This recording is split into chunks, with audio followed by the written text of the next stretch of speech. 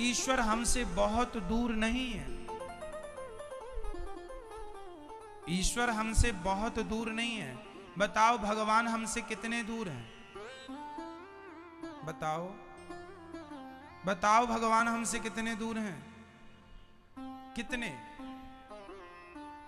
जितने दूर आंखों का काजल है, जितने दूर आंखों का, आंखों से आंखों का काजल कितने दूर है? आंखों में ही लगा है। परंतु आंखों का काजल क्या आपको बिना दर्पण के दिखाई पड़ता है? जैसे दर्पण के बिना आंखों का काजल नजर नहीं आता, उसी बिना प्रेम के बिना, प्रेम के दर्पण के बिना परमात्मा नजर आ ही नहीं सकता। वो प्रेम का दर्पण तो हो तो ईश्वर तो खड़ा है सामने, आंखों का काजल तो है, पर दर्पण के बिना क्या आप देख सकते हैं? है, दिखता नहीं है, क्या बताएं। यही प्रेम है। इसलिए कहता हूं, भगवान से सच्चा प्रेम करना सीखो। केवल प्रेम।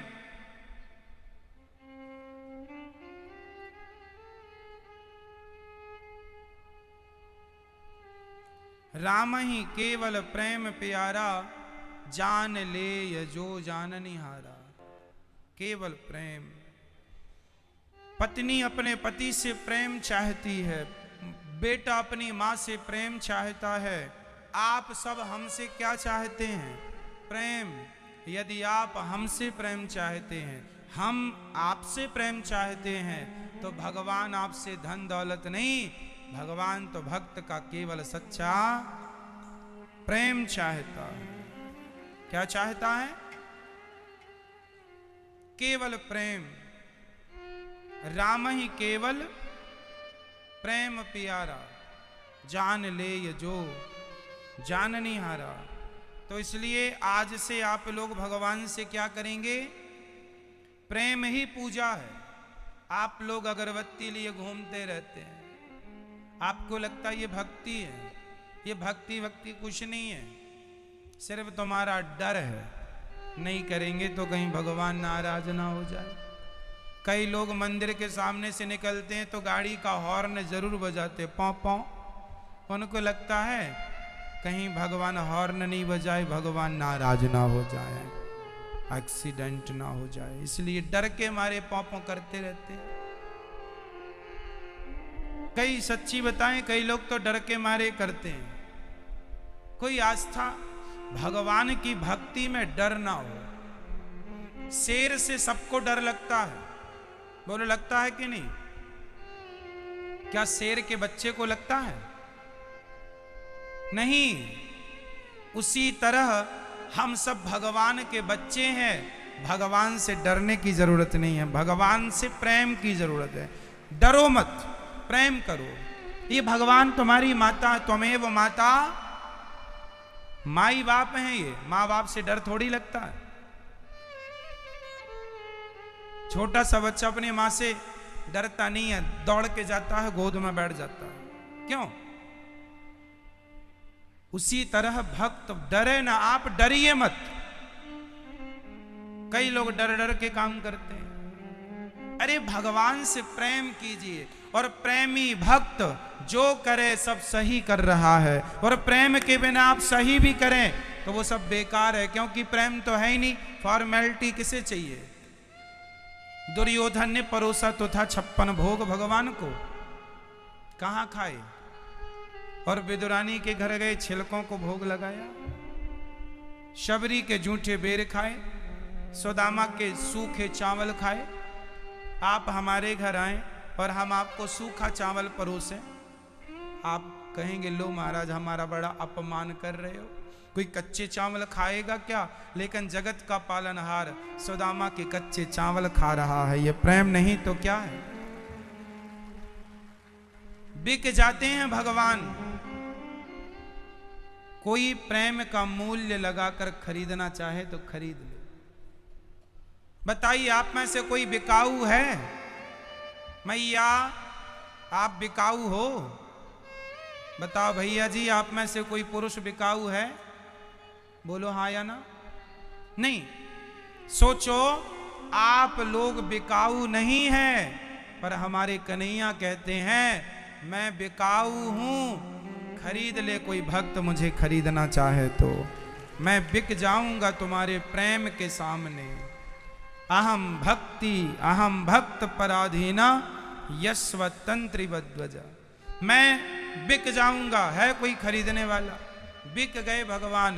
कितनी कथाएं भरी पड़ी हैं कि भगवान ने, एक भक्त थे, उनका बुढ़ापा इतना प्रेम था, उनका इतना प्रेम था कि उनके भगवान के बिना वो बहुत उच्च कोटि के भक्त थे, पर कोई उनकी सेवा नहीं करता। बुढ़ापा आ गया, कोई बाथरूम ले जाने वाला भी नहीं था, उनके कपड़े अब उनसे धुले नहीं जाते, शरीर बिल्कुल बूढ़ा था। तब भगवान स्वयं छोटा बालक बन के आए, बोले गुरुजी आप मुझे मंत्र दे दो, मैं आपकी सेवा करूं।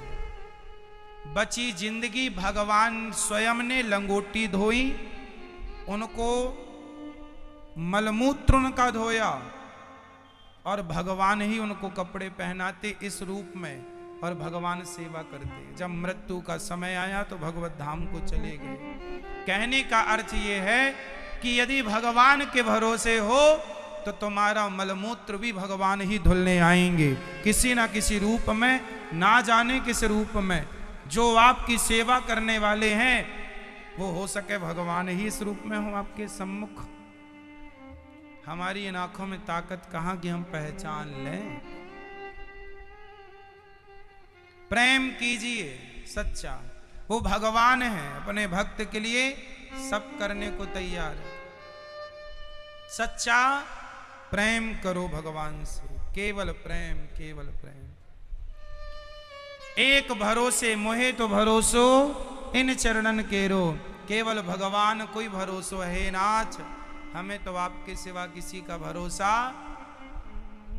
किसी के भरोसे रहो ही मत, सदा भगवान के भरोसे रहो। मोहे तो भरोसो इन चरणन केरो, केवल ठाकुर जी के, गोविंद के चरणों का, रघुनंदन के चरणों का, बिहारी जी के चरणों का ही मुझे भरोसा है, और किसी का नहीं। एक के भरोसे रहोगे तो काम बनेगा। तो आज से किसके भरोसे रहोगे? भगवान के।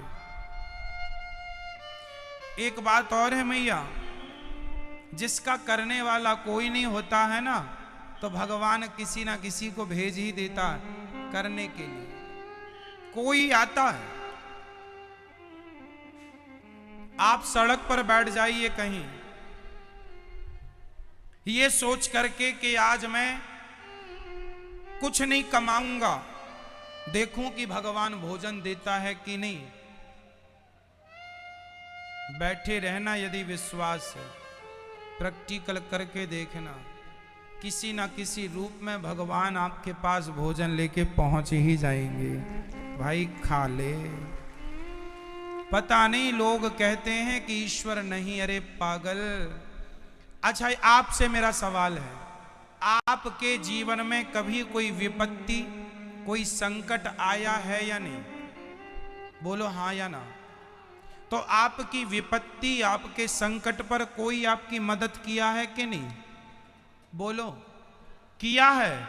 जो वो मदद करने वाला था कोई, वो कोई और नहीं, उस रूप में स्वयं भगवान थे। ईश्वर ने सबकी मदद की है, सबके साथ खड़ा है। निकम्मी आंखों का ही दोष है, यही पहचानने को तैयार नहीं। ना जाने किस रूप में नारायण मिल जाएं, हमारा दोष है, हम पहचानते ही नहीं।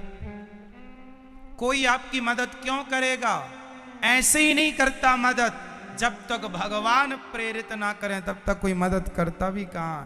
तो हरि प्रेरक, उर प्रेरक रघुवंश मणि, हर उर में, उर मीन से हृदय, हर उर में प्रेरणा देने वाला कोई और नहीं, मेरे रघुनंदन है, मेरे राम, मेरे श्याम सुंदर है।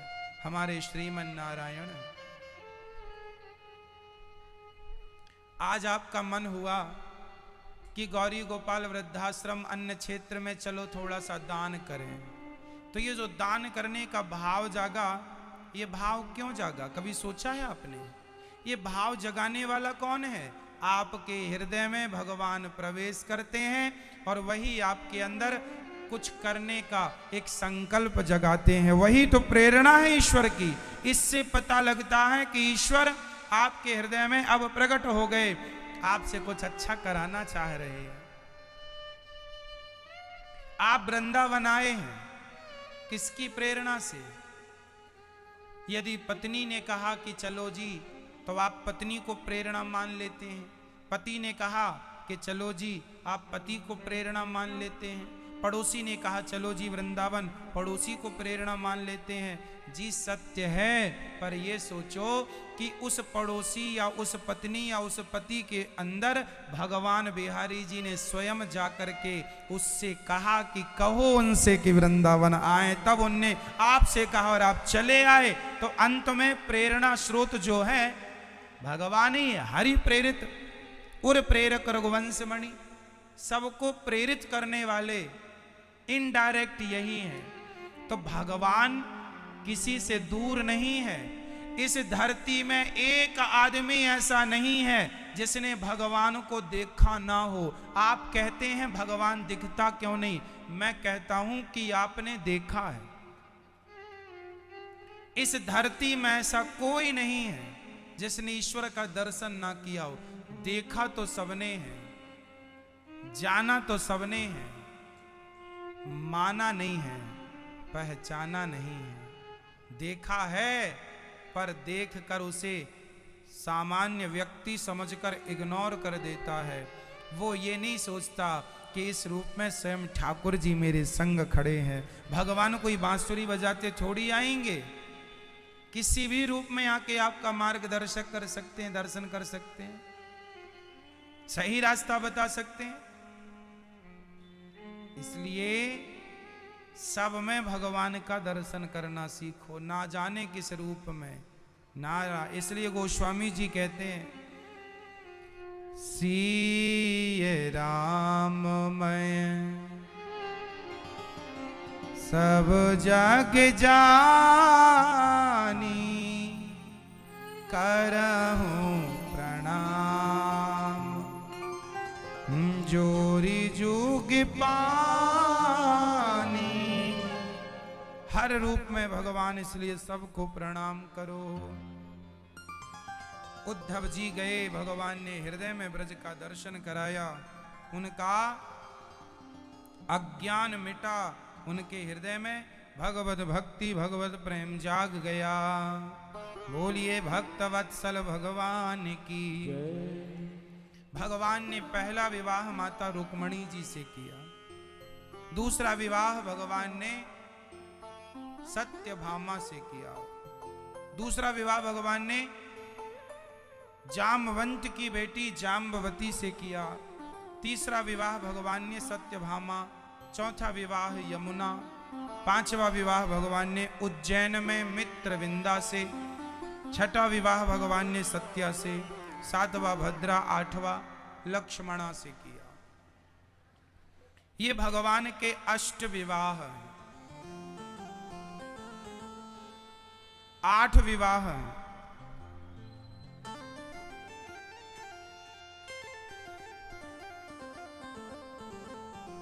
आठ विवाह का कार्यक्रम संपन्न हुआ। भौमासुर नाम का एक दुष्ट आदमी बहुत सारी कन्याओं को बंदी बनाए था।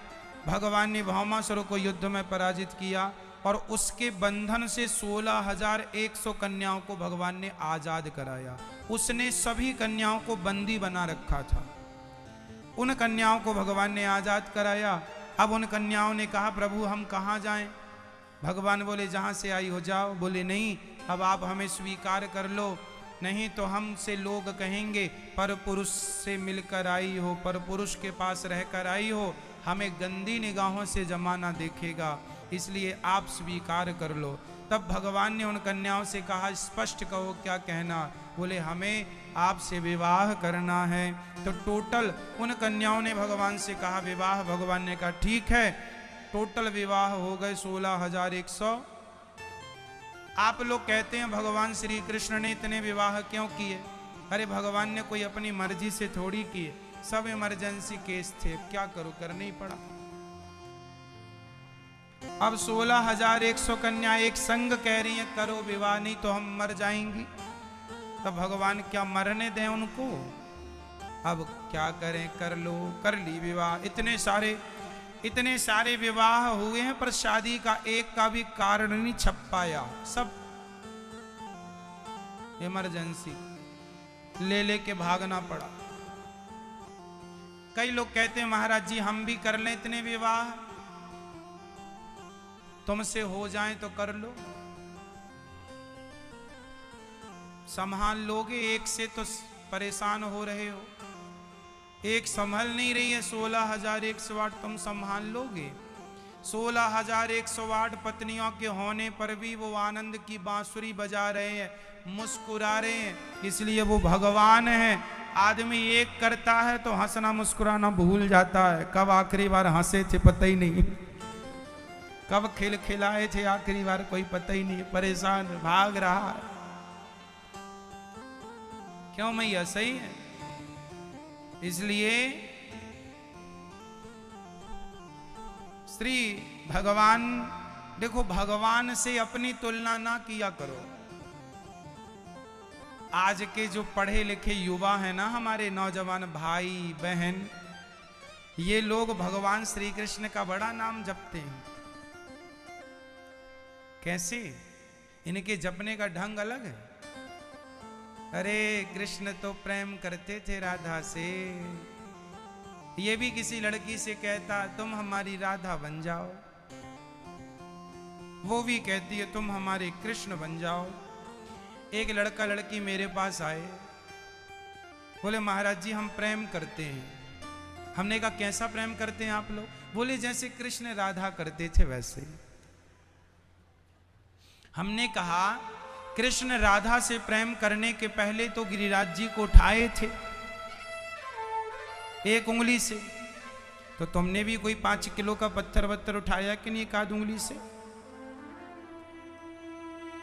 भगवान ने तो पैदा होते ही पूतना को मार दिया, उसका जहर पिया था। तुमने कोई पिया कि नहीं? एक आध सल्फास वगैरह खाए हो?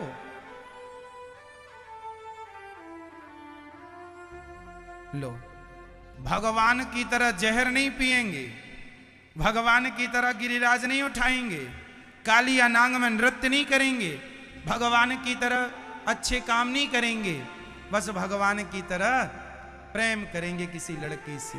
ये हमारी राधा है। लो भैया, तुम कन्हैया बन रहे हो ज्यादा। आजकल के लोग अरे राधा और कृष्ण तो एक ही तत्व हैं, ये तो लीला के लिए 2 हो गए। राधा और कृष्ण कोई अलग नहीं है।